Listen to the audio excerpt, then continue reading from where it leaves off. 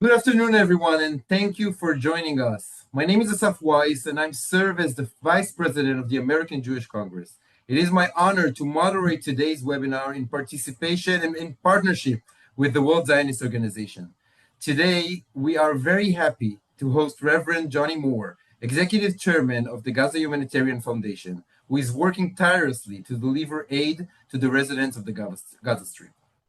In recent weeks, the foundation has been featured extensively in the news, with reports highlighting how complex the situation on the ground is and the challenges of providing humanitarian assistance under the constant threat posed by Hamas, an inactive war zone.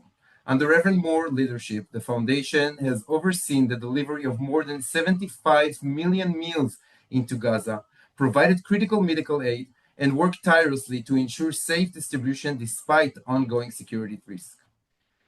We will have time for your questions at the end of the session, so please submit them in the chat at any point. We will read them after Reverend Moore comments. Before we begin, I encourage you all to follow us on social media and to sign up for our mailing list. Links are in the email you received. Whenever we say the word humanitarian aid, we must also remember that 50 of our brothers and sisters are still held hostage in inhumane condition by Hamas. These people endure the worst condition, suffer torture, receive no proper medical treatment, and are being denied even the most basic human rights. As always, the American Jewish Congress continues to advocate for their immediate release and works tirelessly with U.S. and international leadership to promote this goal. We all pray for their safety and swift release. Now, I'm very honored to introduce Daniel Rosen, the president of the American Jewish Congress. Daniel has led our organization through complex challenges and expanded our global engagement. He is a leading voice for Israel and for the Jewish people, both in Washington and around the world. Dan, thank you for joining us. Thank you, Asaf. I want to welcome everyone today to the American Jewish Congress webinar series. I also want to thank my dear friend Tova Dorfman for collaborating with us on these incredibly important discussions. We are honored today to host Reverend Johnnie Moore, chairman of the Gaza Humanitarian Foundation, whose leadership has overseen the delivery of over 75 million meals into Gaza and ongoing efforts to improve humanitarian conditions. Since his appointment this summer, Reverend Moore has confronted immense logistical and security challenges, including direct threats and misinformation campaigns by Hamas, while working closely with the United States and Israeli authorities to maintain safe and reliable distribution. We look forward to his insights on navigating the operational, diplomatic, and ethical complexities of delivering neutral and effective assistance in such a difficult environment. The American Jewish Congress, as Asaf said, works closely with senior officials in the United States administration and Congress, and is also very active on the international stage, including engagement with Arab states in efforts to create a new Middle East and a world that is secure for all. The American Jewish Congress remains steadfast in its advocacy for the well-being of Jewish communities across the United States and its support for Israel's security and prosperity.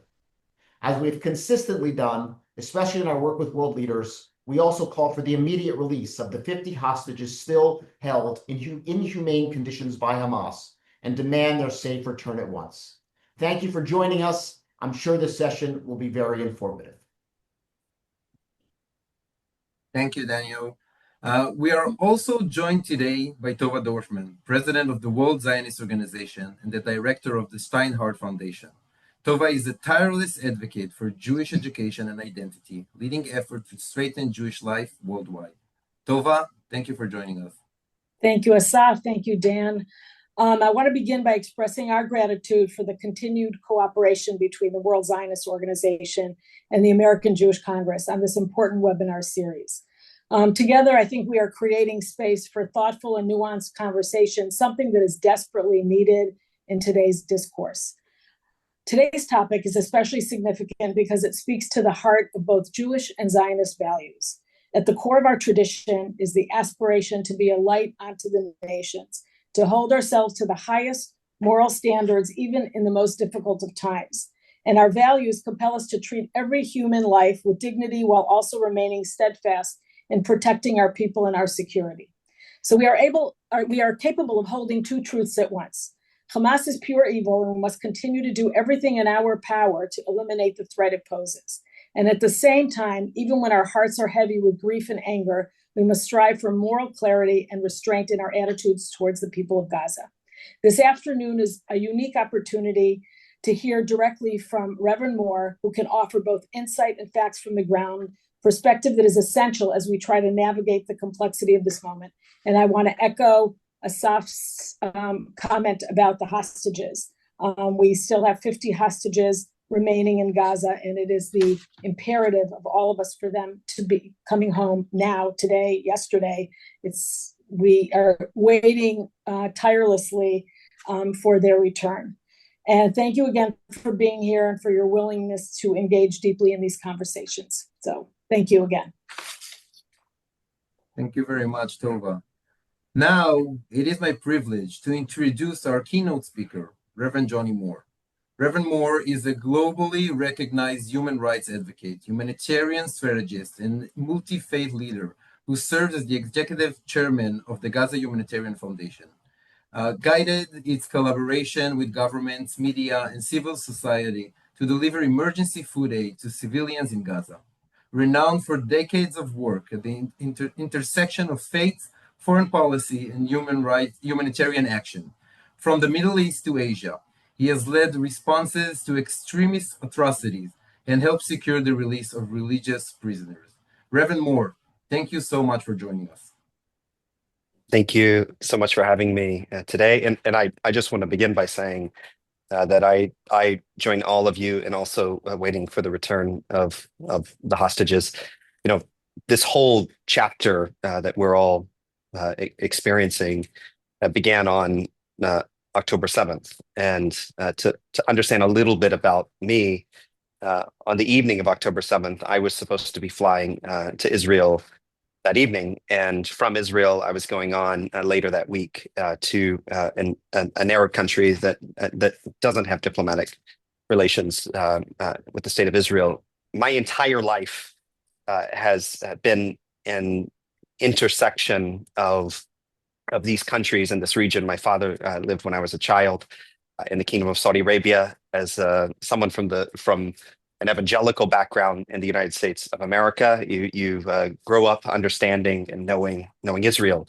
And so in my own identity, I have a lifelong relationship with the Arab and Islamic world, and a lifelong relationship with not just the Jewish community, but Israel generally speaking. And for me, so much of my life has been dedicated to difficult moments like these, though I'm not sure I've ever seen something as difficult as this. I walked through the Dadaab refugee camp in Kenya at the height of the displacement crisis with Somalians. I spent a lot of time working on Syria-related issues, and I was in Zatri, at the beginning of the civil war breaking out in Syria. In my heart, I have a fundamental conviction that when there is a crisis, you have to jump into it. You have to do your part. You have to do what you can, even if it's difficult, even if some people say it's impossible. You have to get in the middle of it. You have to step up and try to do something. And that's exactly what we're trying to do with the Gaza Humanitarian Foundation in the Gaza Strip. We're reaching people who, in many cases, we're learning, are in absolute awe that they're receiving aid for free. This was one of the sort of shocking experiences when we started our operation, and now the scale is growing so quickly that we're no longer at 75 million meals of food. By the end of this week, we'll surpass 90 million meals of food. But when we first started delivering aid for free directly to the people, not through intermediaries that can steal the aid, we were shocked when Gazans would actually ask us if the aid was free, because they were not, in many cases, used to getting aid for free. And so what we've been doing is we've been filling a massive gap in a way that's direct to the people, that prioritizes the security of the situation first, even in this very, very complex environment. And despite what you may read in the press and the criticism that you hear from the United Nations and other institutions, what we're doing has actually been unbelievably effective, and so effective that Hamas itself is not happy about it.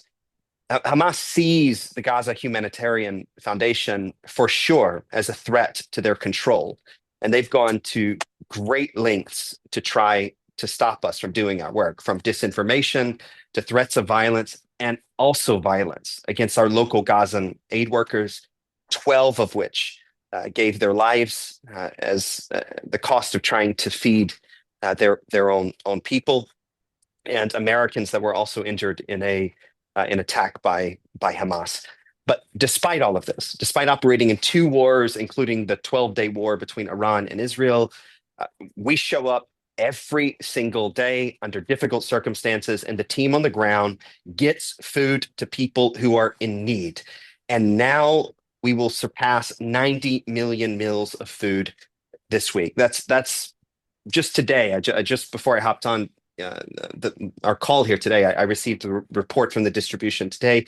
50 trucks of aid made it into the Gaza Strip. Not a single one of these trucks diverted, as we come to see these images of the mass diversion of aid trucks from the United Nations, from the World Food Program, from other entities going into the Gaza Strip. Just last week, in fact, the UN World Food Program issued a statement. You can see it on their X page, that 44 trucks were going into the Gaza Strip. Only 9 of them made it to their ultimate destination.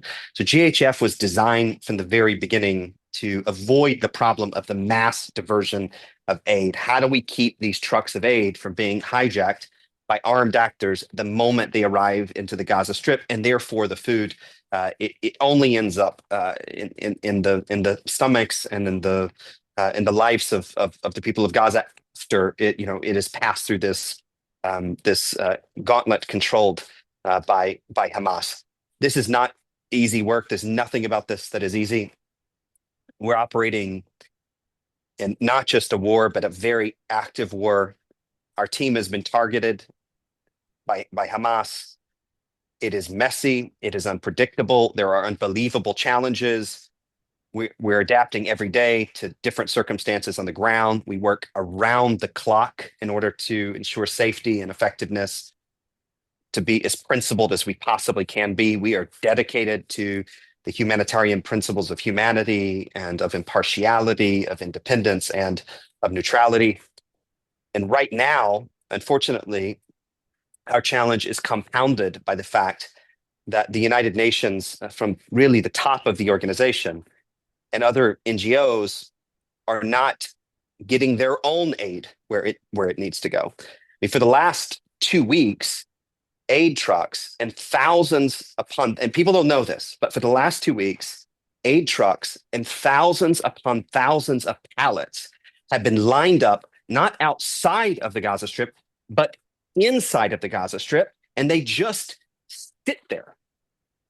I mean, it's just earlier today, about an hour and a half ago, I wrote another letter to the head of OSHA, Tom Fletcher, who's the head humanitarian official in the United Nations. I've given up on writing letters to the Secretary General because he doesn't reply to the letters. So I wrote him again, and I expressed our alarm that there is all this UN aid that is sitting inside the Gaza Strip. There's UN flour there that's about to expire. There are medical supplies that either have expired or are about to expire. Thousands upon thousands of pallets sitting in the Gaza Strip. They just sit there. And there's not nearly enough attention being paid to this right now. The UN isn't even trying to get this aid from where it is deeper into the Gaza Strip, yet they criticize us every day. Nothing is preventing, I want to be clear about this, nothing is preventing the United Nations or these other agencies from bringing their aid into the Gaza Strip at this moment. Despite what some may claim, the actual fact is nothing is preventing them from doing this. They're choosing not to do it. And we have publicly and we have privately and we have asked and we have pleaded and we have criticized, begging them to let us help them distribute this aid to the people in need. Because the situation in the Gaza Strip is dire. These people need food. and we beg and we plead and we ask every single day. Every single day we ask. Ironically, the head of the World Food Program, Cindy McCain, was interviewed on CNN yesterday, and they asked her about the Gaza Humanitarian Foundation, and she said that they don't talk to us. That's literally what she said. And yet for multiple weeks, I've written again and again, trying to arrange a meeting with Ambassador McCain because we can help them and we want to help them. And if they don't like something that we're doing, we're happy to adjust what we're doing. There is no time for politics. People are desperate. They're in need. But so far, the whole international system declines to work with us because politics, despite everything that they say about being concerned about the needs on the ground, it is politics that is prevailing over the needs of these people. And what this means is that right now, the Gaza Humanitarian Foundation is the only ones reliably delivering aid into the Gaza Strip right now, every day. And I want to be clear, despite the fact that we delivered 50 trucks today, despite the fact that we delivered 37,000 boxes of aid yesterday, and despite we'll do it again tomorrow, and soon we'll hit 100 million meals worth of food in the Gaza Strip, it is not nearly enough, despite the fact that we at GHF have already touched somewhere between 800,000 and 1 million Gazans. We have served half of the people in the Gaza Strip for sure, just through our 4 distribution sites and through our new community distribution program, which has been incredibly successful, getting food more deeply into the Gaza Strip. And despite the fact that every day we ask to open a site in the north, despite all of these things, despite serving 1 million people maybe, and certainly 800,000 of them, it is not enough. And the desperation goes up and the threats increase. And simply put, we need the UN and these other groups to start getting their aid in. And we've offered to help them do it again and again and again and again. And on top of all of it, there is this unbelievable flood of misinformation and disinformation that's being spread about the Gaza Humanitarian Foundation. I think one of the most depressing reports I've ever read, probably in my own career. My career has spanned education and politics and humanitarian issues, and I've been involved in religion my entire life, and I'm a member of the clergy. But one of the most depressing reports I've ever read was a report that was published last week by the Rutgers University's National Contagion Research Institute, NCRI, and their social perception lab within the institute at Rutgers. And this study analyzed the 52 or 54 most consumed stories about the Gaza Humanitarian Foundation. And the study concluded that 80% of those stories were based upon information that was provided to these major news outlets by Hamas. And yet only 50% of the time, 49% I think it was, of the time, did those news outlets even disclose to the public that the information originated with Hamas. And not a single headline blamed Hamas for anything in the Gaza Strip. 100% of the headlines either attributed whatever story they were reporting to the Gaza Humanitarian Foundation or to the Israelis. This disinformation spread like wildfire, and it helped Hamas and it helped Hamas sympathizers. It created this false narrative environment on the ground that affects the situation on the ground, because the people of Gaza don't know if we're going to be there tomorrow because Hamas hates us, the UN opposes us, and these lies just spread like wildfire on the internet. And I want to be clear, we're not a perfect organization. There is no such thing in the Gaza Strip, but we are an honest organization, and we say what's happening. Every single day we issue a report. Every single day we say how many people we fed, how many boxes. We say if there was an issue. We are public about what works and what doesn't work. And our mission is actually just really simple, very simple. Get aid to the people of Gaza. safely, directly, and for free. That's it. Okay? That's it. No other mission. Feed the people of Gaza. And it is hard and it is dangerous, but it is making an incredible difference. And when people ask why it is the guys and the ladies on the ground show up every single day to continue, why when the 12-day war was happening and missiles are being shot out of the sky and people are up all night long and our team showed up on the ground, why the local Gazan aid workers show up on the ground despite the threats of Hamas, the reason why is because it's working. And for sure, there are a lot of people that want us gone. There were even reports that Hamas's demand in the ceasefire talks early on was the dismantling of GHF, echoing, by the way, language that we believe originated with the United Nations a few days before. And I think, by the way, that tells you all you need to know about GHF. By the way, it's sort of who opposes us.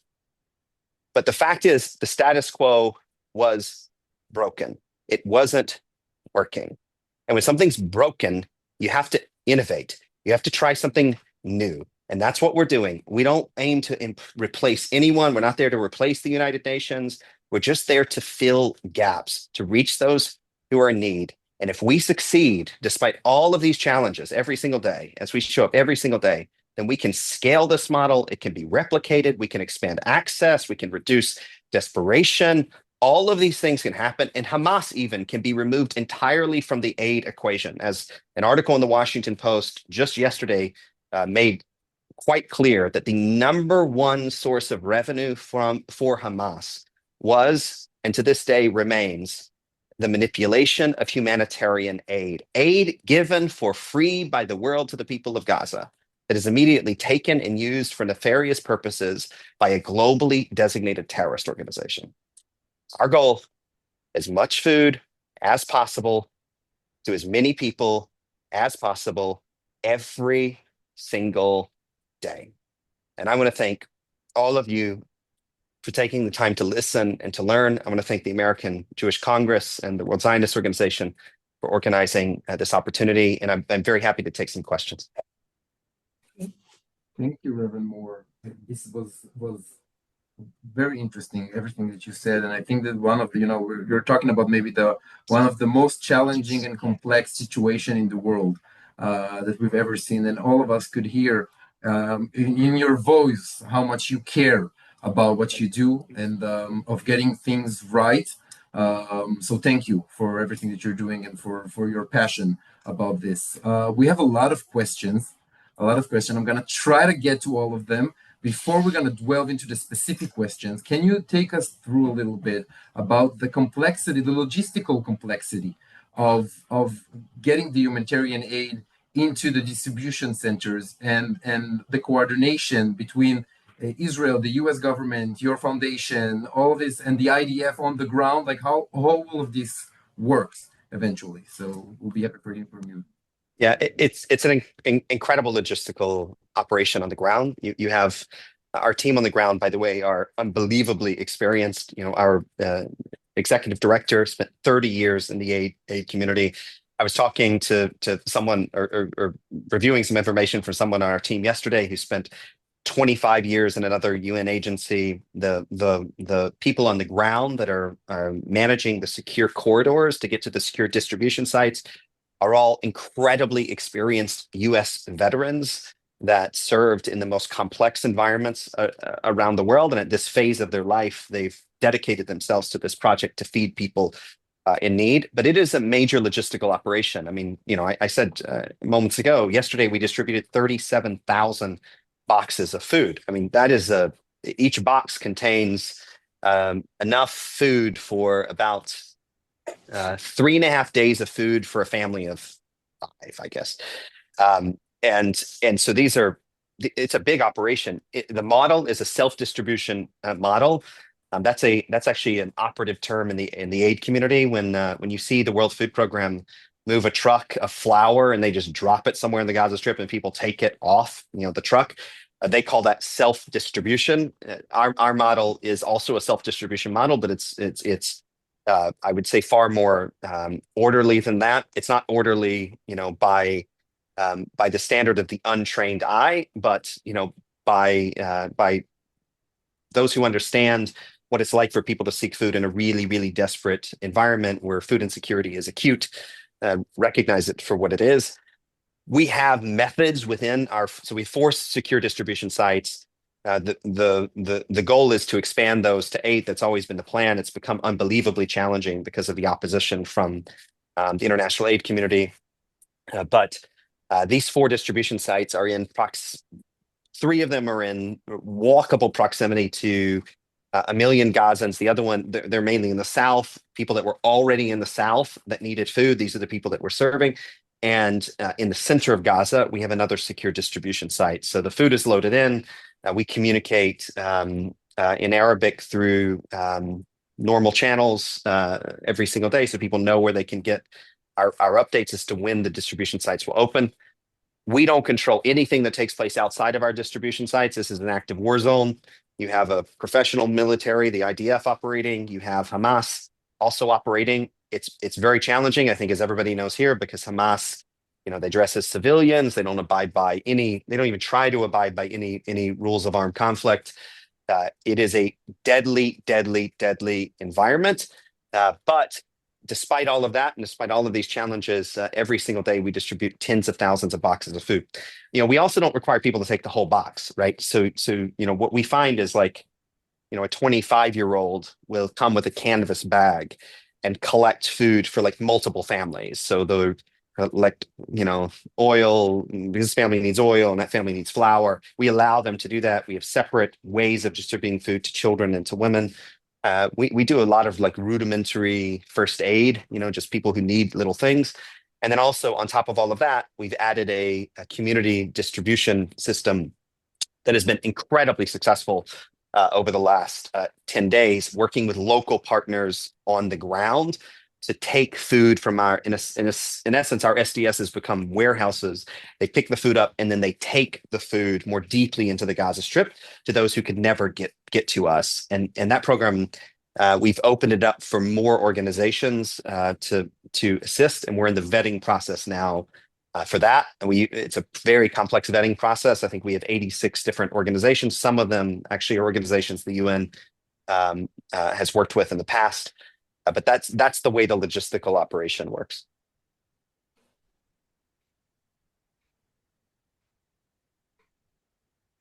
Thank you, Reverend Moore. You spoke a little bit about, not a little bit, but you spoke about the UN and your work, or not a lot of connection with the UN. We've also, if you can expand a little bit about why is the UN opposing your work and the foundation itself, and we've seen a couple of reports as well about supposedly some collaborations between different arms of the UN, such as UNRWA, together with Hamas, regarding about stealing the humanitarian aid and all these sorts of things. So if you can expand on that as well. Yeah. So, but before I do, I'm going to be clear. The message we have for the UN is that we can put all of our differences aside, okay? But all of our disagreements, all of our differences aside, we can work on those later. We can work on reforming the system later, and let's just work together now. And we'll work together on your terms as much as we're able to do it, because they have food that they aren't even trying to distribute. They can't securely distribute it.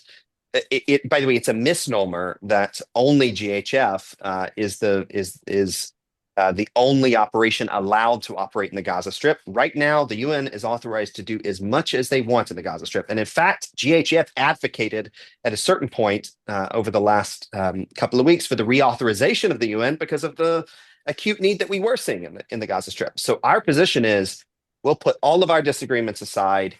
We got to serve these people. We'll start working together today. Please let us work together to help these people. But we could speculate as to why they don't want to work with us. I think there are a few reasons for that. And I hope this changes, because the people of Gaza can't wait for the UN to work out their politics, because that's what it is. It's politics. But the UN denies that their system was broken. And the Secretary General is basically vetting the entire humanitarian aid system of the United Nations on saving UNRWA alone. So it's UNRWA or nothing. And of course, UNRWA is an organization that has become incredibly controversial, not only in Israel, but certain European countries have stopped funding UNRWA altogether. The United States of America, our Department of Justice, there are multiple lawsuits involving UNRWA happening in our U.S. courts now because of accusations that UNRWA employees held hostages that were Americans.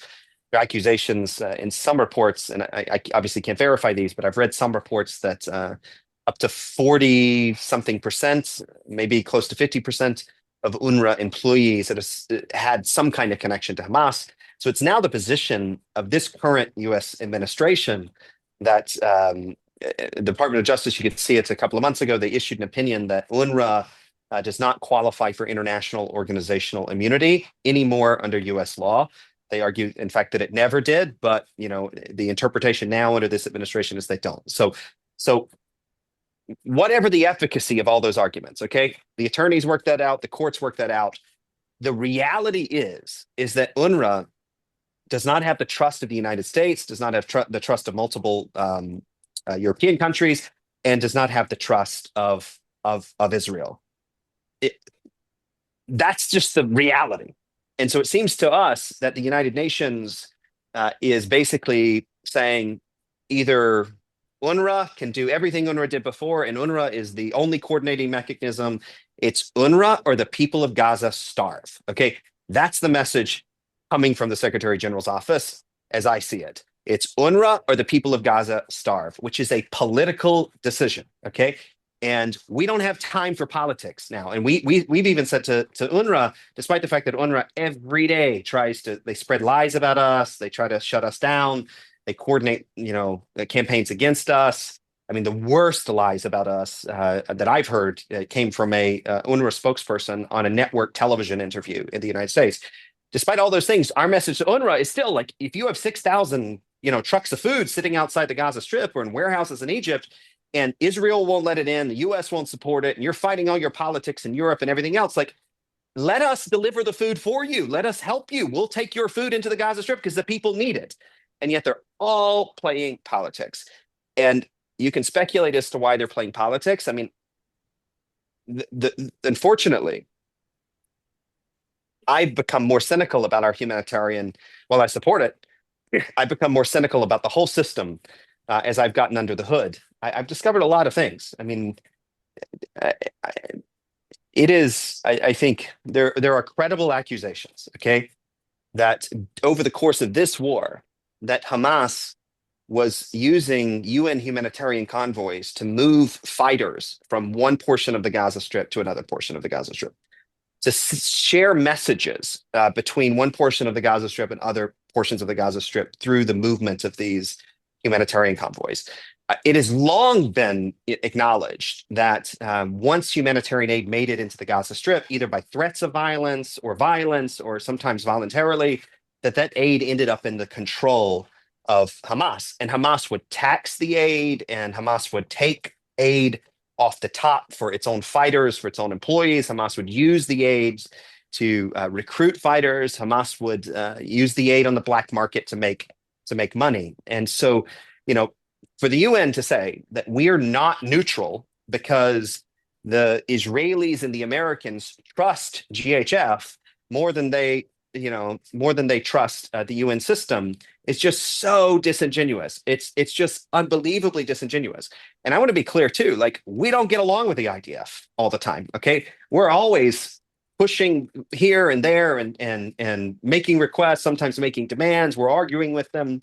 But the difference is they know that from the very, very beginning, our goal is to make sure that aid isn't diverted in mass to a globally designated terrorist organization. But the UN denies that they're like an addict of the world's money and of a existing system, and they haven't reached the stage of getting help for their addiction yet. They will not acknowledge they have a problem. And by the way, this problem isn't just a Gaza problem. I was reading a academic report the other day. Did you know that 51% of international dollars that went into Assad's Syria ended up under the control of Assad, because in order to let these humanitarian UN organizations operate in the Gaza Strip, they had to use a sanctioned bank that exchanged the currency for local currency, even made them stay in a hotel that was under his control. You can look at Iraq and Somalia and Afghanistan. You can go during the Ethiopian conflict just a few years ago.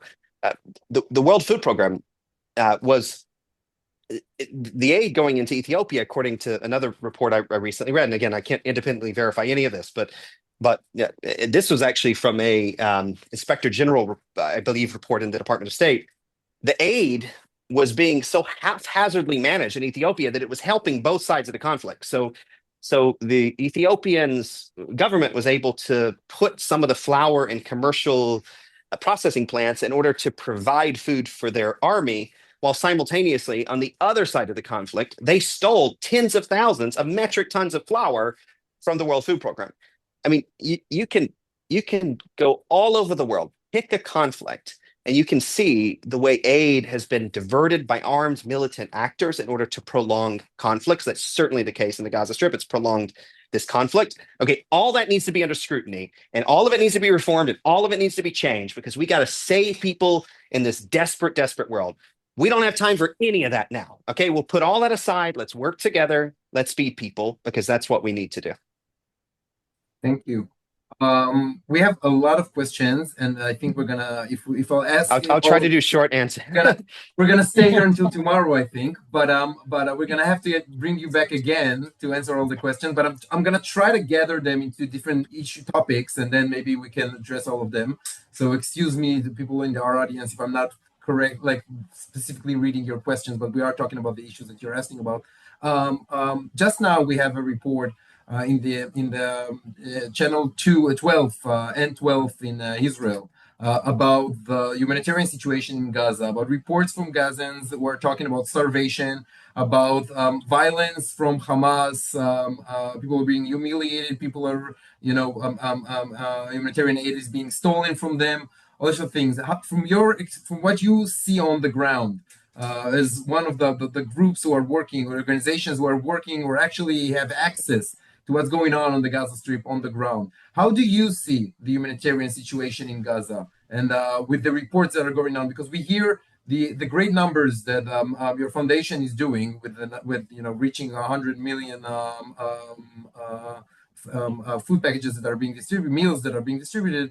How do we still see these reports about starvation and all of the things that we are getting reports on?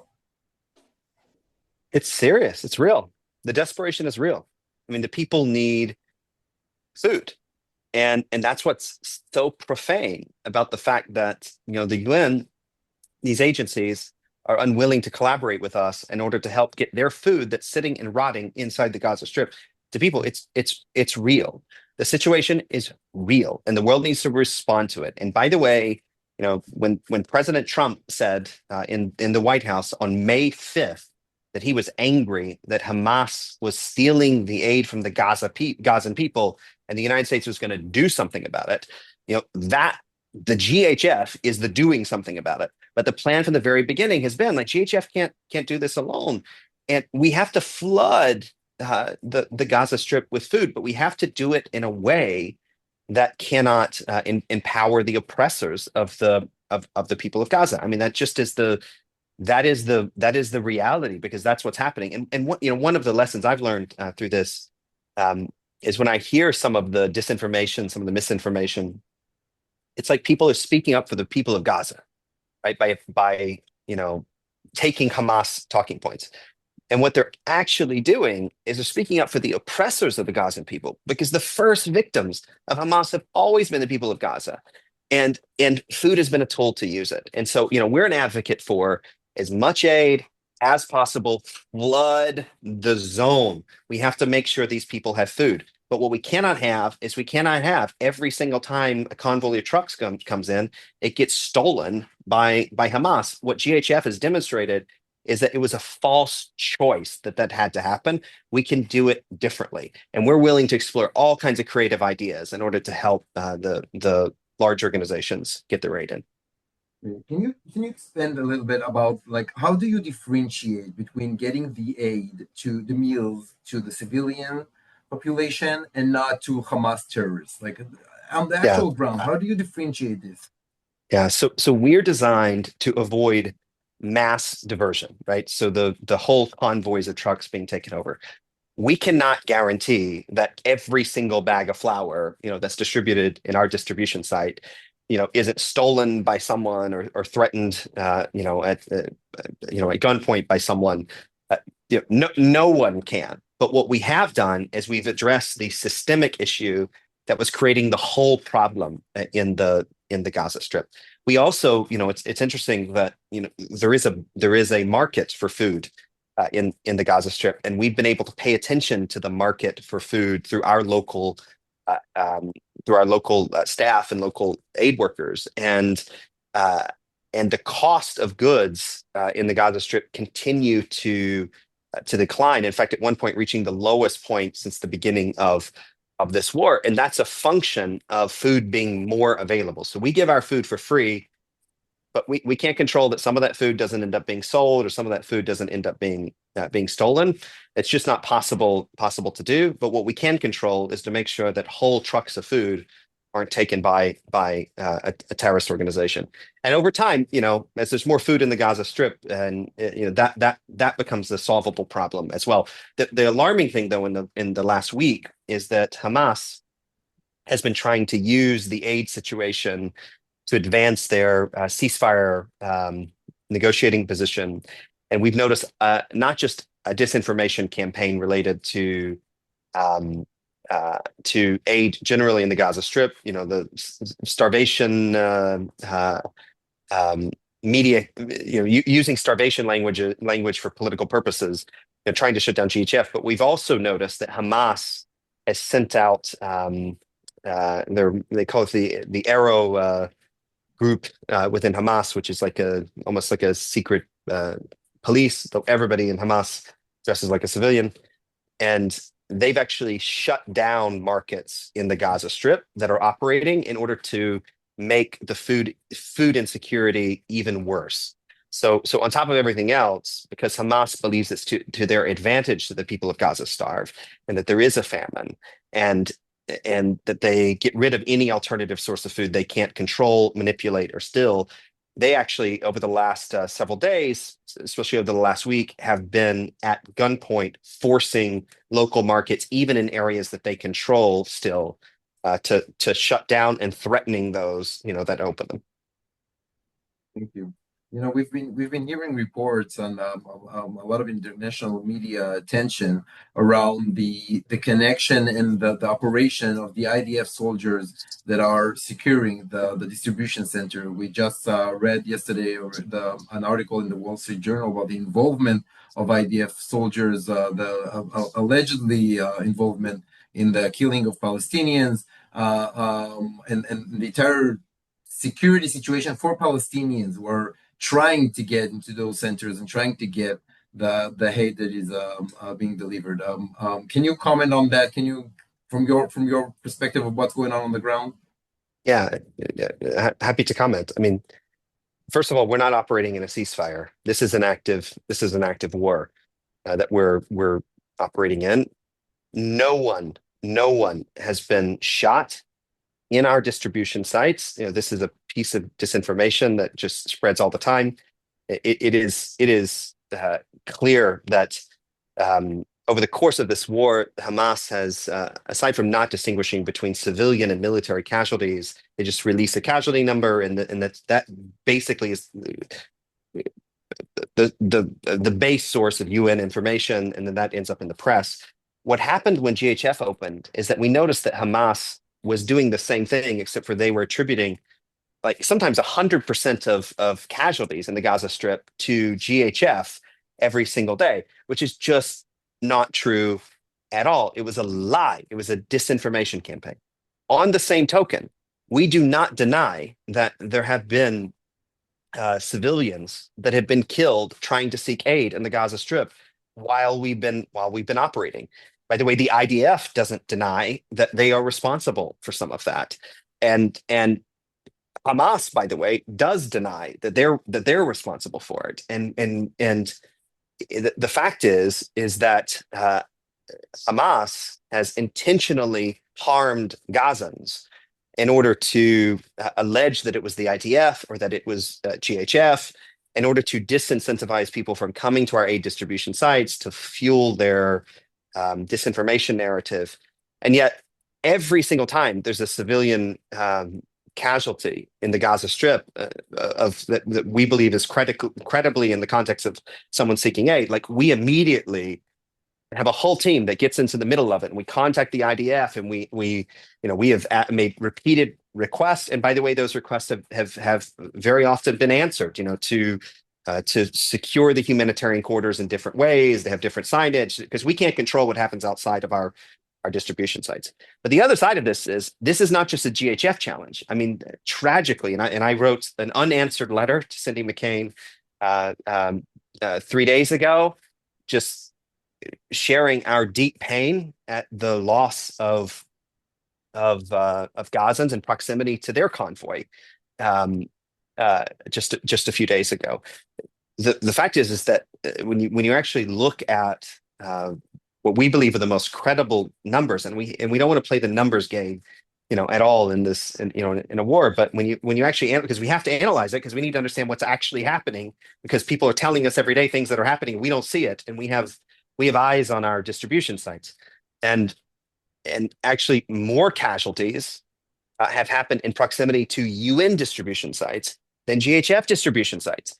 And yet you haven't seen a single headline saying that, the UN is complicit in, creating death traps for aid seekers. All of this is the context. I'm providing the context because you asked the question, but here's how we feel. We exist so people live. We don't want a single person to be hurt, and certainly not killed trying to seek food. And we do everything in our power to make sure that doesn't happen. But the way the world is responding to this challenge, this terrible, terrible challenge in the middle of a war, is making the situation worse rather than helping solve the issue. So to build a little bit about the security complexity of all of this, we're getting a lot of questions about the accessibility of the Palestinians to the center. So some questions refer to the geographical locations of the hubs, like most of them are centered in the south, and most of the Palestinians are in the north. Some of them are talking about a little bit more of a challenging communities, the elderly community, people who are frail, sick, people who are trying to get into that. We hear reports about long lines, a lot of hours in the sun, these type of things. So I'm going to ask you a couple of questions in a row, and then I'll let you reply to them just because we're short of time. So I'll be happy to hear about your thoughts about what can be done to improve both the safety of everyone who are involved in this, and second, the accessibility of that. And I'm going to follow-up question on this. You're working with the Israeli government, with the IDF, with the US government. Have you suggested to them some improvements that can be done in the actual work? And I'll be happy to, if you can share with us a little bit of your suggestion and to who you suggested and what the replies were about this. Yeah. So, by the way, we're always adjusting, learning things, changing things, and not only making suggestions but making demands. And very often, again, when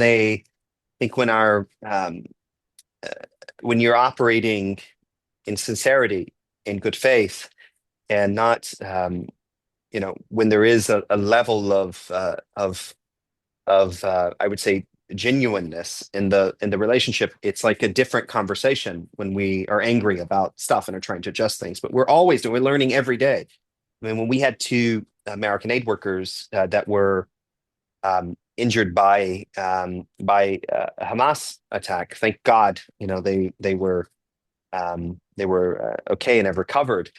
But that was one of the only days that we shut down a distribution site because we had to fortify the site in a slightly different way in order to adjust. And we had conversations with, the others in the area. So we're always adjusting when it comes to proximity and all of these things. So there's this conspiracy theory that we exist in order to displace Palestinians. It is a lie. Okay, it's a lie. From the very beginning, our plan has been to serve everyone in the Gaza Strip. We have a plan to open up 4 additional sites, and those sites are in the north of the Gaza. At least 3 of them are in the north of the Gaza Strip. So we haven't been able to do it because of the, unfortunately, we have funding constraints, and the disinformation campaign has made it. I mean, we have 25 European countries yesterday that, partly issued a statement that I would say, it is like the product of a disinformation campaign that is from an organization that they all have as a designated terrorist organization, in their, at least in the European countries. They weren't all our European countries. But we build our distribution sites in phase 1 to be as close to where people already were as we possibly could be. Okay. If we could be closer, we would be closer. And by the way, in order to, and we don't decide where we are, no one decides how they, we don't decide whether we're operating tomorrow. If the United States governments and the intermediaries between the Israelis and Hamas all decide that we're the cost of the ceasefire agreement, we're gone. Okay. We don't decide whether we can operate or not. But if we can operate, we're going to do and continue to do everything we can to get as close to as many of the people as possible. And at the same token, we have to recognize that we are actually while we're not as close as we want to be, we are in walkable proximity to 1/2 of the people in the Gaza Strip now. Okay. And we've served at least 800,000 of them now. And then on top of that, in order to solve this problem without opening another secure distribution site, because we haven't been able to at this point, we have this incredible community distribution effort that is partially inspired by the previous UN system that's working really, really well. We've distributed thousands and thousands of boxes already through local partners to the elderly, to people that need it, that could never get to us. And we're doing what we can with what we have. If we had more, we would do more. We want to help every single person, except for allowing the aid to be diverted in mass by Hamas. Thank you. I'm going to ask 2 final questions because we're already out of time. But this was incredibly interesting and important. We hear a lot of discussions about what's the discussion within the Israeli government about the humanitarian aid, especially in the Israeli news. We hear about discussion in the Israeli cabinet between specific ministers, for example, Smotrich and Ben Gvir, who are objecting to the humanitarian aid, and with the rest of the ministers who are for it, or whatever the different opinions of it. Do you feel that this discussion within the Israeli government affects your work, or do you feel, or did it affect the atmosphere around your work or stuff like that?